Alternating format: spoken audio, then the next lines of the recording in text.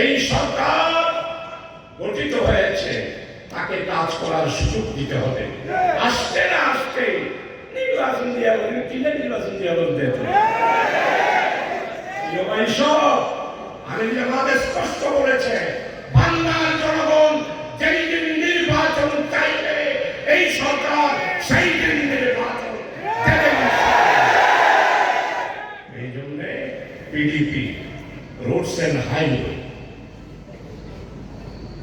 জনস্বাস্থ্য, গ্যাস, আমরা শুনেছি আপনারা ষড়যন্ত্র করছেন ভিতরে ভিতরে। রাস্তা যদি 2 মাস লাগে সেটা নাকি 4 মাসে করবেন। মারি গেলে তারা খুয়াই গেলে ওই সম্বন্ধে ছাত্র আন্দোলনের বাইরে আছে। রাস্তা যেইটা 1 মাসে হওয়ার কথা, বৃষ্টি নেই, সেটা সম্পন্ন করতে হবে, নাহলে চাকরির থেকে চলে না। আর কেউ কোনো ষড়যন্ত্র করবেন না, আমরা হুঁশিয়ার আছি, আমরা জানি।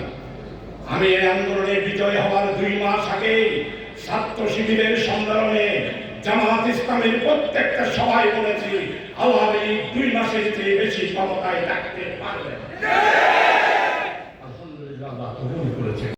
1975 সালে আমাদেরকে নিষিদ্ধ করেছিল, নিষিদ্ধ করে জামাত ইসলামীকে দাবায় রাখা সম্ভব হয় নাই। 1972 সালে মরহুম শেখ মুজিব আমাদেরকে নিষিদ্ধ ঘোষণা করেছিল। আল্লাহর মেহেরবানি, শেখ মুজিব আমাদেরকে দাবায় রাখতে পারে। সব আজকে সর্বশেষ 1924 সালের 31শে জুলাই শেখ হাসিনা আমাদেরকে নিষিদ্ধ ঘোষণা করল।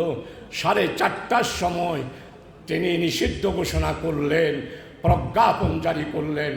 একটা কথা, শেখ হাসিনা, আপনি আমাদেরকে গালিয়ে দিয়েছেন আমরা স্বাধীনতা বিরোধী, আপনি গালি দিয়েছেন আমরা জঙ্গি, আপনি গালি দিয়েছেন আমরা নৈরাজ্যবাদী, গালি দিয়েছেন আমরা মৌলবাদী, গালি দিয়েছেন আমরা নাকি রাজাকার। শেখ হাসিনা, আপনি তো এগুলি দিয়ে আমাদেরকে নিষিদ্ধ করতে পারেন নাই, বরং নিষিদ্ধ করলেন সন্ত্রাস দমন আইনের 18 ক ধারায়। আমি এমপি, সন্ত্রাস দমন আইন কারা পাশ করেছে আমরা জানি। শেষ পর্যন্ত আপনি বলতে বাধ্য হয়েছেন, শেখ হাসিনা, আওয়ামী লীগ আমরা স্বাধীনতা বিরোধী নই। শেখ হাসিনা, আপনারা স্বীকার করতে বাধ্য হয়েছেন আমরা রাজাকার নই। আপনারা স্বীকার করতে বাধ্য হয়েছেন আমরা সন্ত্রাসী নই। আপনারা স্বীকার করতে বাধ্য হয়েছেন আমরা নৈরাজ্যকারী নই। জামাত ইসলামী নিয়মতান্ত্রিক, গণতান্ত্রিক, সাংবিধানিকভাবে সুশৃঙ্খলভাবে বাংলাদেশের বুকে একটি ইসলামী আন্দোলন। শেখ হাসিনা, তোমাকে সেটা স্বীকার করতে হয়েছে।